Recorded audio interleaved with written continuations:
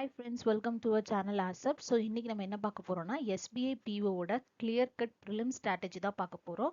So SBI PO ஓட prelims exam October last இல்லைன்னா November first week வந்துரும். So நம்ம prelims எப்படி clear பண்ணலாம் அப்படிங்கிறத அந்த வீடியோ ஃபுல்லாக பார்க்க போறோம். ஸோ ப்ரீவியஸ் பேஸ்டு கொஷினும் நம்ம அனலைஸ் பண்ணி பார்த்துருக்கோம். ஸோ எந்த மாதிரி டைப் ஆஃப் கொஷின்ஸ் எல்லாம் கேட்பாங்க அப்படிங்கிறத கிளியராக டீட்டெயிலாக இந்த வீடியோ ஃபுல்லாக பார்க்குறோம். ஸோ அந்த வீடியோ ஃபுல்லாக மறக்காமல் ஸ்கிப் பண்ணாமல் பாருங்கள். வாங்க வீடியோக்குள்ளே போகலாம். சரி, ஃபஸ்ட்டு நம்ம ப்ரிலிம்ஸ் பொறுத்த வரைக்கும் என்னோட எக்ஸாம் பேட்டர்ன் தெரிஞ்சிருக்கணும். ஸோ மொத்தம் 3 பார்ட்டு. ஸோ 3 செக்ஷனில் எனக்கு English section. So number of questions பார்த்தீங்கன்னா 30 கொஷின்ஸ் இருக்கும். அதுக்கு டைம் லிமிட் 20 மினிட்ஸ். அதுக்கப்புறம் குவான்ஸ் எடுத்துட்டிங்கன்னா நம்பர் ஆஃப் கொஷின்ஸ் 35 கொஷின்ஸ், நமக்கு 20 மினிட்ஸ் இருக்குது. ஸோ ரீசனிங்கில் அதே மாதிரி 35 கொஷின்ஸ், டைம் லிமிட் பார்த்தீங்கன்னா 20 மினிட்ஸ். ஸோ ஓவராலாக 1 ஹவருக்கு உங்களுக்கு எக்ஸாம் நடக்கும். Total number of questions 100 questions, 100 marks. So இப்போ குவான்டிடேட்டிவ் ஆப்டிடியூட் பொறுத்த வரைக்கும் ப்ரீவியஸ் பேஸ்டு கொஷின் பேப்பர்லாம் ரிசர்ச் பண்ணி பார்த்ததுல நிறைய என்ன கொஷின்ஸ் எல்லாம் கேட்டிருக்காங்கன்னு பார்த்தீங்கன்னா, ராங் பேஸ்ட் நம்பர்ஸ், அதாவது எஸ்பிஐ பிஓ சேலரி எந்த அளவுக்கு ஹையோ அதே மாதிரி ப்ரிலிம்ஸ் எக்ஸாம் அதோட லெவல் மாட்ரேட்டாக தான் இருக்கும். ஸோ ரொம்ப ஈஸியாக இருக்குன்னு சொல்ல முடியாது. ஸோ கண்டிப்பாக it is going to be moderate. So அதில் பார்த்தீங்கன்னா என்ன டாபிக்ஸ் எல்லாம் ரொம்ப இம்பார்ட்டன்ட் பார்த்தீங்கன்னா, ராங் நம்பர்ஸ் நிறைய தடவை கேட்டிருக்காங்க. ஸோ மிஸ்ஸிங் நம்பர்ஸ் விட ராங் நம்பர்ஸ்க்கு நிறைய ப்ரிஃபரன்ஸ் கொடுத்துருக்காங்க. இருந்தாலும் நம்ம மிஸ்ஸிங் நம்பர்ஸும் ராங் நம்பர்ஸும் பார்த்துக்கோங்க. ஸோ நிறைய டிஃப்ரெண்ட் டைப்ஸ் ஆஃப் பேட்டர்ன்ஸ் இருக்குது ராங் நம்பர்ஸ்லையும் மிஸ்ஸிங் நம்பர்ஸ்லையும். ஸோ இதில் கண்டிப்பாக ஒரு 5 கொஷின்ஸ் கேட்பாங்க. ஸோ அந்த 5 கொஷின்ஸில் ஒரு 3 கொஷினை நம்ம அந்த டைமுக்குள்ளே ஆன்சர் பண்ணுற மாதிரி தான் இருக்கும். ஸோ அந்த கொஷின்ஸ் என்னன்னு நம்ம சூஸ் பண்ணணும். ஸோ அதுக்கு நமக்கு நிறைய ப்ராக்டிஸ் வேணும். ஸோ நிறைய டைப்ஸ் ஆஃப் கொஷின்ஸை நீங்கள் ப்ராக்டிஸ் பண்ணுங்கள். அப்போ தான் உங்களுக்கு ஐடியா கிடைக்கும். ஓகேங்களா? அதுக்கப்புறம் என்னென்னா குவாட்ரட்டிக் ஈக்குவேஷன், அதாவது 2 ஈக்குவேஷன் கொடுத்து எக்ஸோட வேல்யூ ஒய்யோட வேல்யூ சால்வ் பண்ணி எக்ஸ் கிரேட்டர் தென் ஒய்யா, எக்ஸ் இஸ் லெஸ்ஸர் தென் ஒய்யா, இல்லை எக்ஸ் இஸ் ஈக்குவல் டு ஒய்யா, இல்லை நோ ரிலேஷனா அப்படிங்கிறத கண்டுபிடிக்கணும். ஸோ இதுலேயும் ஒரு 5 கொஷின்ஸ் கண்டிப்பாக கேட்டிருக்காங்க.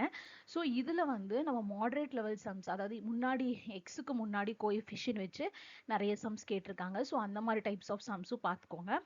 அதுக்கப்புறம் நிறைய ப்ரிஃபரன்ஸ் டேட்டா இன்டர்பிரேஷன் கொடுத்துருக்காங்க. அதாவது ஒரு 2 டிஐ, அதாவது ஈச் டிஐ கன்சிஸ்ட் ஆஃப், அதாவது ஒரு டிஐக்கு உங்களுக்கு 5 கொஷின்ஸ் இருக்கு. ஸோ அப்போ ரெண்டு டிஏன்னு பார்த்தீங்கன்னா மொத்தம் இது மட்டுமே 10 கொஸ்டின்ஸ் கிட்ட கேட்டிருக்காங்க லாஸ்ட் இதில். ஸோ டிஐக்கு நிறைய ப்ரிஃபரன்ஸ் கொடுங்க. ஸோ என்னென்ன டைப்ஸ் ஆஃப் டிஏலாம் இருக்குன்னு பார்த்தீங்கன்னா, டேபிளர் டிஏ இருக்குது, அதுக்கப்புறம் லைன் கிராஃப் இருக்குது, அதுக்கப்புறம் நமக்கு பை சார்ட் இருக்குது. ஸோ நிறைய இந்த மாதிரி டிஐஸ் இருக்குது. ஸோ அதில் மெயினாக based on percentages, so percentage base பண்ண ப்ராப்ளம்ஸ், அதுக்கப்புறம் ரேஷியோ, அதுக்கப்புறம் ஆவரேஜ் கண்டுபிடிச்சிருப்போம். ஓகேங்களா? ஸோ இந்த கான்செப்ட்ஸ் எல்லாமே இந்த டிஏயில் கவர் ஆயிரும். ஸோ கண்டிப்பாக 2 டிஏ கேட்டிருக்காங்க. அதுக்கப்புறம் கேஸ்லெட் டிஏ, அதாவது ஒரு பெரிய ஸ்டேட்மெண்ட் மாதிரி கொடுத்துட்டு, ஸோ அந்த ஸ்டேட்மெண்ட்லேருந்து நீங்கள் என்ன பண்ணணும்னா, you want to take the datas and right. இப்போ நம்ம எப்படி இந்த டேட்டா இன்டர்பிரிட்டேஷனை டேபிளர் லைன்லேருந்து நம்ம அந்த டேட்டாவை எடுப்போம், அதே மாதிரி கேஸ் ஸ்டேட்டில் ஸ்டேட்மெண்ட் மாதிரி கொடுத்துருப்பாங்க. அதுலேருந்து நம்ம எடுத்து எழுதுகிற மாதிரி இருக்கும். ஸோ கேஸில் டிஐக்கும் இது ஒரு கொஷின் கேட்டிருக்கு.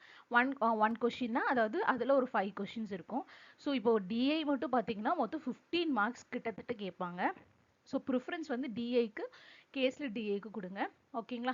ஸோ ஃபஸ்ட்டு நம்ம சூஸ் பண்ணுறதா இருந்தால் ராங் நம்பர்ஸில் எந்தெந்த கொஷின் ஈஸியோ அதெல்லாம் ஃபஸ்ட்டு அட்டன் பண்ணிட்டு, குவாட்ரட்டிக் ஈக்குவேஷன் கண்டிப்பாக ஈஸியாகவே இருக்கும். அதுக்கப்புறம் டேட்டா இன்டர்பிரிட்டேஷனும் ஈஸியாக இருக்கும். அதுக்கப்புறம் கேஸில் டிஐயும் ஈஸியாக இருக்கும்.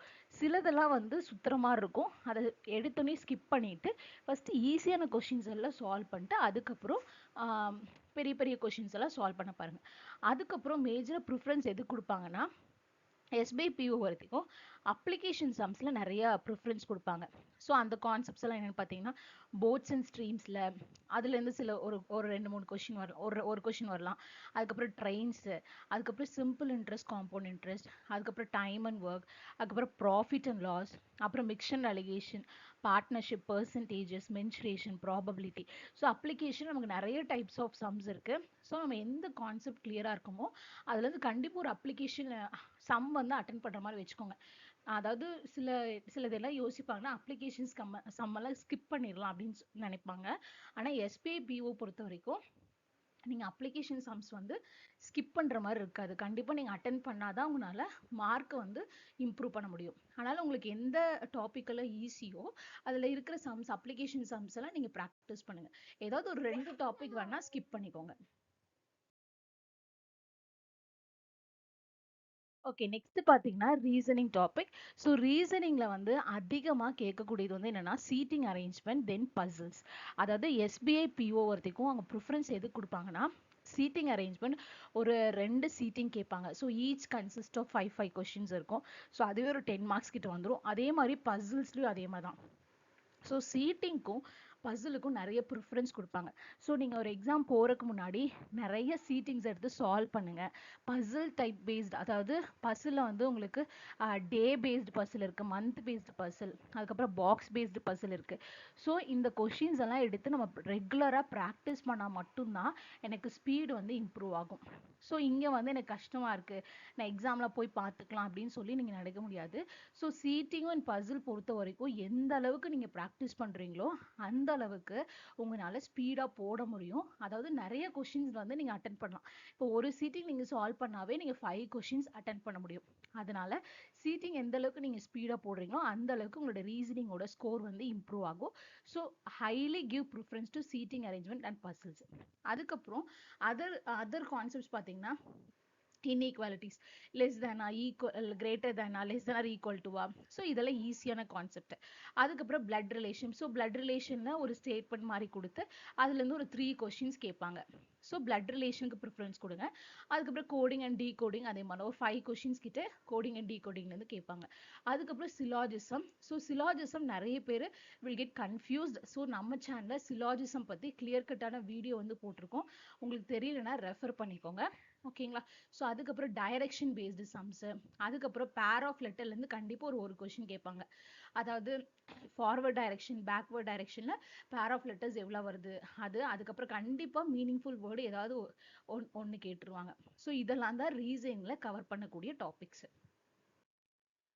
ஸோ அடுத்தது பார்த்தீங்கன்னா இங்கிலீஷ் பொறுத்த வரைக்கும் எப்படி கேட்டிருக்காங்கன்னா 2 காலம்ஸை வந்து மேட்ச் பண்ணி, அதாவது ஒரு சென்டென்ஸை பிரேக் பண்ணியிருப்பாங்க. பாதி சென்டென்ஸ் ஏ காலம்ல இருக்கும், மீதி சென்டென்ஸ் வந்து பி காலம்ல இருக்கும். So you want to match தோ சென்டென்ஸ். அதாவது 2 சென்டென்ஸ் வந்து நீங்கள் வந்து மேட்ச் பண்ணுற மாதிரி இருக்கும், மேட்ச் த ஃபாலோயிங் மாதிரி இருக்கும். ஸோ அதில் ஒரு 5 கொஷின்ஸ் கேட்டிருக்காங்க. அதுக்கப்புறம் synonyms, so alternative words. So இதுக்கு என்ன ஆல்டர்னேட்டிவாக நம்ம யூஸ் பண்ணலாம், ஸோ அந்த மாதிரி கொஷின்ஸ் கேட்டிருக்காங்க. அதுக்கப்புறம் டபுள் ஃபில்லர்ஸ், அதுக்கப்புறம் பார்த்தீங்கன்னா சென்டென்ஸ் இம்ப்ரூவ்மெண்ட். ஸோ இதுக்கு ஹை ப்ரிஃபரன்ஸ் கொடுங்க. அதுக்கப்புறம் வேர்ட் ஸ்வாப் வந்து ஈஸியாக நம்ம ஸ்கோர் பண்ணலாம். அதாவது வேர்டவே ஒரு சென்டென்ஸ்குள்ள ஒரு வேர்டை ஸ்வாப் பண்ணியிருப்பாங்க. ஸோ அதை நான் ரீஅரேஞ்ச் பண்ணி நம்ம எழுதுகிற மாதிரி இருக்கும். அதுக்கப்புறம் ரீஅரேஞ்ச்மெண்ட், அதுக்கப்புறம் ரீடிங் காம்ப்ரிஹென்ஷன்ஸில் நிறைய கேட்பாங்க. ஸோ ரீஅரேஞ்ச்மெண்ட்ஸும் கேர்ஃபுல்லாக போடணும். ஏன்னா ஒரு அரேஞ்ச்மெண்ட் தப்பாயிடுச்சுன்னா என்டையர் அரேஞ்ச்மெண்ட்டுமே எனக்கு தப்பாயிரும். ஸோ ரீஅரேஞ்ச்மெண்ட் பொறுத்த வரைக்கும் நீங்கள் கேர்ஃபுல்லாக சூஸ் பண்ணுங்க. ஓகேங்களா? ஸோ இதெல்லாம் தான் இங்கிலீஷில் கவர் பண்ண வேண்டிய சிலபஸ். ஓகேங்களா? ஸோ ப்ராக்டிஸ்ன்னு எடுத்துட்டிங்கன்னா ஸோ டெய்லி குவிசஸ் அட்டன் பண்ணுங்க. அதாவது ஃப்ரீ டைம், இப்போ நம்ம ஒரு டாபிக் ப்ரிப்பேர் பண்ணிட்டோம்னா ஒரு ஃப்ரீயாக இருக்கும் போது டெய்லி குவிசஸ் எடுங்க. அதாவது அடால நிறைய டெய்லி குவிசஸ் போடுவாங்க. குவான்ஸில் செப்பரேட்டாக, ரீசனிங்கில் செப்பரேட்டாக, இங்கிலீஷில் செப்பரேட்டாக. ஸோ அந்த மாதிரி டெய்லி குவிசஸ் வந்து போடுங்க. அதுக்கப்புறம் வந்து செக்ஷனல் டெஸ்ட். அதாவது எனக்கு ஃபுல் டெஸ்ட் எடுக்கிறதுக்கு டைம் இல்லை அப்படின்னா செக்ஷனல், இங்கிலீஷுக்குனுக்கு தனியாக செக்ஷனல் டெஸ்ட் எடுங்க. அதுக்கப்புறம் குவான்ஸுக்குன்னு தனியாக செக்ஷனல் டெஸ்ட் எடுங்க. அதுக்கப்புறம் ரீசனிங்க்குன்னு தனியாக செக்ஷனல் டெஸ்ட் எடுங்க. அதுக்கப்புறம் ப்ரிலிம்ஸ் ஃபுல் மார்க் டெஸ்ட் கண்டிப்பாக எடுக்கணும். ஏன்னா ஒரு எக்ஸாம் போகிறதுக்கு முன்னாடி நம்ம அந்த எக்ஸாம் எப்படி இருக்குறோங்கிறத நம்ம தெரிஞ்சுக்கணும். அதனால கண்டிப்பாக நம்ம ஒரு எக்ஸாம் போகிறதுக்கு முன்னாடி ஒரு 20 ப்ரிலிம்ஸ் மார்க் டெஸ்ட்டாவது நம்ம எடுக்கணும். அப்போ தான் என்னோட ஸ்பீடு இம்ப்ரூவ் ஆகும். நான் எவ்வளோ டைமுக்குள்ளே நான் முடிக்கிறேன், அப்போது I can compare with others. So உங்களுக்கு அந்த இடத்துல சைடில் பர்சன்டேல்னு வரும். ஸோ பர்சன்டேல் வந்து நீங்கள் ஆல்வேஸ் வந்து 80% அபோவ் வச்சுருந்தீங்கன்னா நீங்கள் ஹையாக எக்ஸ்பெக்ட் பண்ணலாம். நீங்கள் கண்டிப்பாக ஒரு ப்ரிலிம்ஸ் வந்து கிளியர் பண்ண முடியும் அப்படின்னு நீங்கள் வச்சுக்கலாம். ஸோ ஒரு 80% மேலே நல்ல ஒரு வெப்சைட்டில் நீங்கள் 80% பர்சன்டேல் எடுத்தாவே நீங்கள் தெரிஞ்சுக்கலாம். ஸோ உங்களோட பெர்ஃபார்மன்ஸ் வந்து குட்டாக இருக்குது. அதை விட கொஞ்சம் கம்மியாக இருந்தால் you want to improve. Practice பண்ணிகிட்டே இருங்க, கண்டிப்பாக யூ வில் சக்சீட். ஓகேங்களா? ஓகே, தேங்க்யூ ஃபார் வாட்சிங். இந்த வீடியோ உங்களுக்கு ரொம்பவே யூஸ்ஃபுல்லாக இருக்கும் நம்புகிறேன். வேற ஒரு வீடியோட சந்திக்கிறேன். Until then, bye bye from us. Thanks for வாட்சிங். தேங்க்யூ.